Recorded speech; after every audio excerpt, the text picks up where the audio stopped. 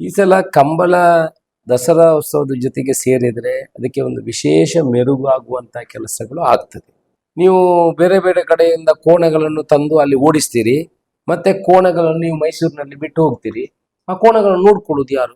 ದಸರಾ ಸಾಂಸ್ಕೃತಿಕ ಕಡೆ ಹಿಂದಿಂದ ನಡ್ಕೊಂಡು ಬಂದದ್ದು, ಅದರಲ್ಲಿ ಬೇರೆ ಬೇರೆ ವಿಚಾರಗಳನ್ನು ಸೇರಿಸಬಾರ್ದು. ಕಂಬಳ ನೀವು ಸಪರೇಟ್ ಮಾಡಿ ಅಂತ ಕೆಲವರು ಹೇಳ್ತಾರೆ. ಲೇಸರ್ ಶೋಗಳು ಆರಂಭ ಆಗಿದೆ, ಏರ್ ಶೋಗಳು ಆರಂಭ ಆಗಿದೆ. ಏರ್ ಶೋಗೂ ದಸರಾಕ್ಕೆ ಏನು ಸಂಬಂಧ ಇದೆ? ಇವರು ಯಾವ್ಯಾವ ಆರ್ಕೆಸ್ಟ್ರಾವನ್ನು, ನಾರ್ದರ್ನ್ ಆರ್ಕೆಸ್ಟ್ರಾವನ್ನೆಲ್ಲ ಅರೇಂಜ್ ಮಾಡ್ತಾರೆ. ಇದು ಕಲ್ಚರಲ್ ಗೇಮ್. ಆ ಬೇಡ ಬೇಡ ಅಂತ ಹೇಳೋದಕ್ಕೆ ಉದ್ದೇಶ ಏನಿದೆ ಅಂತ ನನಗೆ ಗೊತ್ತಿಲ್ಲ. ಅದು ನಾವು ಕೂಡ ಅಲ್ಲಿಗೆ ಹೋಗಿ ದುಡ್ಡು ಮಾಡ್ಲಿಕ್ಕೆ ಅಂತ ಹೋಗುವಂಥದ್ದು ಅಲ್ಲ. ಬಿಜೆಪಿ ಪಕ್ಷದವರೇ ನಮಗೆ ಫೋನ್ ಮಾಡಿದ್ದಾರೆ, ಸರ್ ನೀವು ಕಂಬಳ ಮಾಡಿ, ನಮಗೆ ಕುಟುಂಬ ಸಮೇತರಾಗಿ ಬಂದು ದಕ್ಷಿಣ ಕನ್ನಡ ಜಿಲ್ಲೆಗೆ ಬಂದು ನೋಡ್ಲಿಕ್ಕೆ ಆಗೋದಿಲ್ಲ. ನಾವೇನು ಚಾಲೆಂಜ್ ಆಗಿ ಮಾಡಬೇಕು, ನಿಮ್ಮ ವಿರೋಧವಾಗಿ ಮಾಡಬೇಕು, ಅಲ್ಲಿ ಆಚಾರ ವಿಚಾರಗಳನ್ನು ಕೆಡಬೇಕು, ಇದೇನಲ್ಲ. ಇದೊಂದು ಸರ್ಕಾರಕ್ಕೆ ದೊಡ್ಡ ಖರ್ಚೇನಲ್ಲ.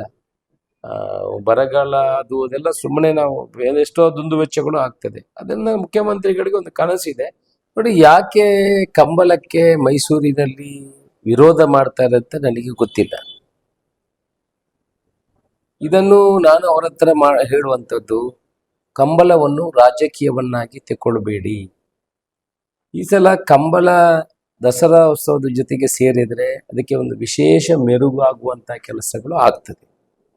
ಇಲ್ಲದೆ ಕಂಬಳವನ್ನು ವಿರೋಧಿಸುವಂತ ಪ್ರಶ್ನೆಯೇ ಇಲ್ಲ ಅಂತ ನಾನು ಹೇಳಿದೆ. ಮತ್ತೆ ಕೆಲವರಿಗೆ ಅದರಲ್ಲಿ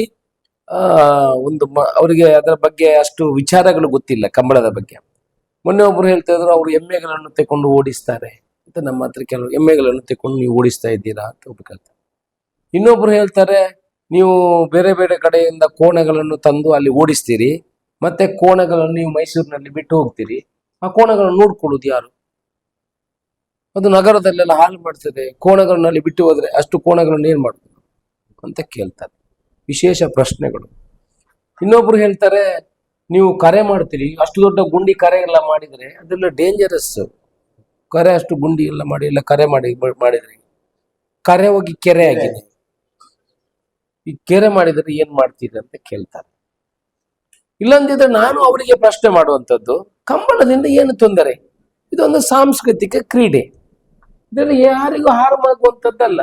ಈಗ ದಸರಾ ಅವ್ರು ಹೇಳುವಂಥದ್ದು, ದಸರಾ ಹಿಂದಿನಿಂದ ಬಂದಂಥದ್ದು, ಅದರಲ್ಲಿ ಬೇರೆ ಬೇರೆ ಕ್ರೀಡೆಗಳನ್ನು ಸೇರಿಸ್ಕೊಳ್ಳೋದು ಬೇಡ ಅಂತ ಕೆಲವರ ಮನಸ್ಸಲ್ಲಿ ಅವ್ರು ಹೇಳುವಂಥದ್ದು. ಅವರು ಅದನ್ನು ವಿರೋಧ ಮಾಡಲಿಕ್ಕೆ ಕಾರಣ ಯಾಕೆ? ದಸರಾ ಸಾಂಸ್ಕೃತಿಕ ಕ್ರೀಡೆ ಹಿಂದಿಂದ ನಡ್ಕೊಂಡು ಬಂದದ್ದು, ಅದರಲ್ಲಿ ಬೇರೆ ಬೇರೆ ವಿಚಾರಗಳನ್ನು ಸೇರಿಸಬಾರ್ದು. ಕಂಬಳ ನೀವು ಸಪರೇಟ್ ಮಾಡಿ ಅಂತ ಕೆಲವರು ಹೇಳ್ತಾರೆ. ಸ್ವಾಮಿ, ದಸರಾ 15 ವರ್ಷ, ನಾನು 30 ವರ್ಷದಿಂದ ದಸರಾ ನೋಡ್ತಾ ಇದ್ದವನು. ನಾನು ಅಲ್ಲೇ ಇದ್ದವನು ಮೈಸೂರಲ್ಲಿ. ಆಗ ದಸರಾ ಹೇಗಿತ್ತು, ಈಗ ದಸರಾ ಹೇಗಿದೆ? ಯುವ ದಸರಾ ಆರಂಭ ಆಗಿದೆ, ಲೇಸರ್ ಶೋಗಳು ಆರಂಭ ಆಗಿದೆ, ಏರ್ ಶೋಗಳು ಆರಂಭ ಆಗಿದೆ. ಏರ್ ಶೋಗೂ ದಸರಾಕ್ಕೆ ಏನು ಸಂಬಂಧ ಇದೆ? ಸಂಬಂಧ ಇದೆಯಾ? ಕಂಬಳಕ್ಕಾದ್ರೂ ಒಂದು ಸಂಬಂಧ ಇದೆ. ಯಾಕಂದ್ರೆ ಹಿಂದಿನ ರಾಜಮನೆತನದವರು ಕೂಡ ಕೋಣಗಳಿಗೂ ಅದಕ್ಕೂ ಸಂಬಂಧ ಇರುವಂತದ್ದು, ಕುದುರೆಗಳು ಅದಕ್ಕೆ ಸಂಬಂಧ ಇರುವಂತದ್ದು. ಮತ್ತೆ ಇದೇನು ಡಿಸ್ಕೋ ಡ್ಯಾನ್ಸ್ ಮಾಡುವಂಥದ್ದಲ್ಲ. ಇವರು ಯಾವ್ಯಾವ ಆರ್ಕೆಸ್ಟ್ರಾವನ್ನು, ನಾರ್ದರ್ನ್ ಆರ್ಕೆಸ್ಟ್ರಾವನ್ನೆಲ್ಲ ಅರೇಂಜ್ ಮಾಡ್ತಾರೆ. ಇದು ಕಲ್ಚರಲ್ ಗೇಮ್. ನಾನು ಕೇಳುವಂಥದ್ದು, ವಿರೋಧ ಮಾಡೋರಿಗೆ ಇದರಲ್ಲಿ ತೊಂದರೆ ಏನಿದೆ ಅಂತ ಹೇಳಬೇಕು. ಅದು ದಕ್ಷಿಣ ಕನ್ನಡದಲ್ಲೇ ಇರಲಿ. ಈಗ ದಸರಾವನ್ನು ನಾವು ದಕ್ಷಿಣ ಕನ್ನಡದಲ್ಲಿ ಆಚರಣೆ ಮಾಡೋದಿಲ್ವಾ? ಪುತ್ತೂರಿನಲ್ಲಿ ಮಾಡಲ್ವಾ? ಉಡುಪಿಯಲ್ಲಿ ಮಾಡಲ್ವಾ? ಅವರ ಕರಗ ನೃತ್ಯವನ್ನು ನಾವು ಇಲ್ಲಿ ಮಾಡಲ್ವಾ? ಈಗ ಇದು ಏನಾದ್ರೂ ಒಂದು ವಿಶೇಷ ರೀತಿಯಂಥದ್ದು, ಅದಕ್ಕೆ ತದ್ವಿರುದ್ಧವಾಗಿರುವಂತದ್ದು ಇದ್ರೆ ಆಯ್ತು, ಅದು ಮಾಡಬಾರ್ದು, ಅದಕ್ಕೆ ವಿರೋಧ ಇದೆ. ಇದು ಇತಿಹಾಸ ಇರುವಂತ ಒಂದು ಕ್ರೀಡೆ. ಮತ್ತೆ ಪ್ರಾಣಿಗಳಿಗೆ ಮತ್ತೆ ಮನುಷ್ಯರಿಗಿರುವಂತಹ ಸಂಬಂಧ. ಎಷ್ಟೋ ಜನ ಮಾಡಬೇಕು ಅಂತ ಹೇಳ್ತಾರೆ. ಜನಗಳಿಗೆ ಕೆಲವರಿಗೆ ಏನಾಗಿದೆ, ಅಡ್ವರ್ಟೈಸ್ಮೆಂಟ್ ತಗೊಳ್ಳಿಕ್ಕೆ ನಾನು ಬೇಡ ಅಂತ, ನಾನು ಎಲ್ಲಾದ್ರೂ ಕೆಲವರು ಇದ್ರಲ್ಲೇನು ದುಡ್ಡು ಸಿಗ್ತದೆ ಅಂತ ತಿಳ್ಕೊಂಡಿದಾರ ಏನೋ ಗೊತ್ತಿಲ್ಲ ನನಗೆ. ಏನಾದ್ರೂ ಬೇಡ ಅಂತ ಹೇಳಿದ್ರೆ ಏನಾದ್ರೂ ವ್ಯವಸ್ಥೆಗಳು ಇದೆಯಾ ಅಂತ, ಆ ತರ ಏನಾದ್ರು ಇದೆಯಾ ಅಂತ ನನಗೆ ಗೊತ್ತಿಲ್ಲ. ಆ ಬೇಡ ಅಂತ ಹೇಳೋದಕ್ಕೆ ಉದ್ದೇಶ ಏನಿದೆ ಅಂತ ನನಗೆ ಗೊತ್ತಿಲ್ಲ. ಅದು ನಾವು ಕೂಡ ಅಲ್ಲಿಗೆ ಹೋಗಿ ದುಡ್ಡು ಮಾಡ್ಲಿಕ್ಕೆ ಅಂತ ಹೋಗುವಂಥದ್ದು ಅಲ್ಲ. ನಾವು ನಮ್ಮ ಸಮಯ ಕೊಡಬೇಕು, ಹೋಗ್ಬೇಕು, ರಾತ್ರಿ ಹಗಲು ಪ್ರಯಾಣ ಮಾಡಬೇಕು. ಹೋಗುವಾಗ ನಮ್ಮ ಸಮಯ ಕೊಟ್ಟು ಖರ್ಚು ಮಾಡಿ, ಕೈಯಿಂದ ಖರ್ಚು ಮಾಡಿ ಅದನ್ನು ಮಾಡುವಂಥದ್ದು. ಎಷ್ಟೋ ಜನ ಬರ್ಬೇಕಿದ್ರೆ ಅವರಿಗೂ ತೊಂದರೆ. ಅಲ್ಲಿ ಟೂರಿಸಂ ಇಂಪ್ರೂವ್ ಆಗ್ತದೆ. ಈಗಲೇ 600-700 ರೂಮ್ಗಳು ಬುಕ್ ಆಗಿದೆ. ಜನ ದಸರಾಕ್ಕೆ ಹೋಗ್ತಾರೆ. ದಸರಾ ಮಾಡುವಂಥದ್ದು ಅಲ್ಟಿಮೇಟ್ ಒಂದು ದೇವಸ್ಥಾನದ ಅರಮನೆದು ಭಾಗ ಆದ್ರೆ ಒಂದು ಕಡೆ ಟೂರಿಸಂ ಅಭಿವೃದ್ಧಿ ಆಗ್ಬೇಕು ಅಂತ ಅವರ ದೃಷ್ಟಿಕೋನ. ಸರ್ಕಾರ ಅದಕ್ಕೆ ಒಪ್ಪಿಗೆ ಕೊಟ್ಟಿದೆ.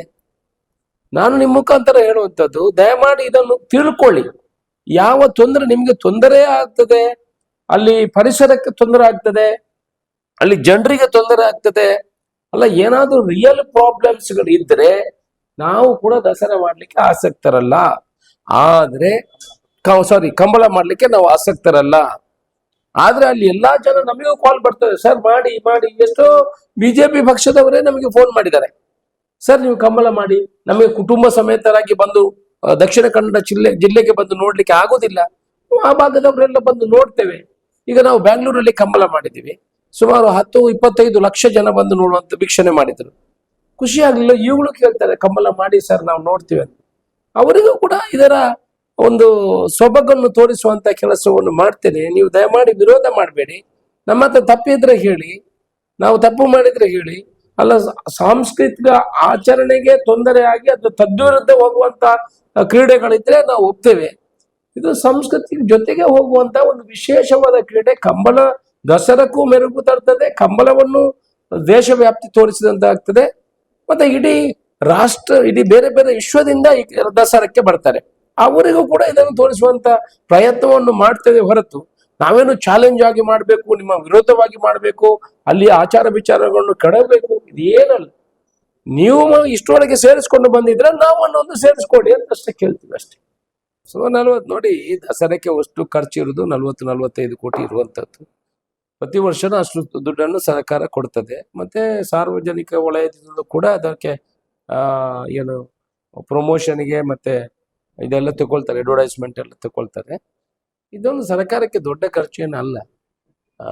ಬರಗಾಲ ಅದೆಲ್ಲ ಸುಮ್ಮನೆ ನಾವು ಎಷ್ಟೋ ದುಂದು ವೆಚ್ಚಗಳು ಆಗ್ತದೆ. ಅದನ್ನ ಮುಖ್ಯಮಂತ್ರಿಗಳಿಗೆ ಒಂದು ಕನಸಿದೆ, ಇಡೀ ವಿಶ್ವವ್ಯಾಪ್ತಿಯಲ್ಲಿ ವಿಶ್ವ ಮಟ್ಟದಲ್ಲಿ ಇದು ನಡೆಯುವಂತ ಒಂದು ದಸರಾ, ಇದನ್ನು ಒಳ್ಳೆಯ ರೀತಿಯಲ್ಲಿ ಮಾಡಬೇಕು. ಇನ್ನೊಮ್ಮೆ ಸಲ ಮಾಡ್ಲಿಕ್ಕೆ ಆಗ್ತದೆ, ಇದು ಮಾಡುವಂಥದ್ದಲ್ಲ. ಹಾಗೆ ಮೊನ್ನೆ ಹೈ ಪವರ್ ಕಮಿಟಿಯಲ್ಲೂ ಕೂಡ ಹಾಗೆ ಒಳ್ಳೆ ರೀತಿಯಲ್ಲಿ ಮಾಡಬೇಕು ಅನ್ನೋ ವಿಚಾರವನ್ನು ಆ ಭಾಗದ ಉಸ್ತುವಾರಿ ಮಂತ್ರಿಗಳು ಕೂಡ ಅದನ್ನೇ ಉಲ್ಲೇಖ ಮಾಡಿದ್ರು. ದಸರಾದಲ್ಲಿ ನಾವು ಇದು ಮಾಡುವಂಥದ್ದೆಲ್ಲ ಒಳ್ಳೆ ರೀತಿಯಲ್ಲಿ ಮಾಡಬೇಕು, ಎಷ್ಟೋ ಜನ ಬರ್ತಾರೆ, ಇನ್ನಷ್ಟು ಅರೇಂಜ್ಮೆಂಟ್ಗಳು ಒಳ್ಳೆ ರೀತಿಯಲ್ಲಿ ಆಗಬೇಕು.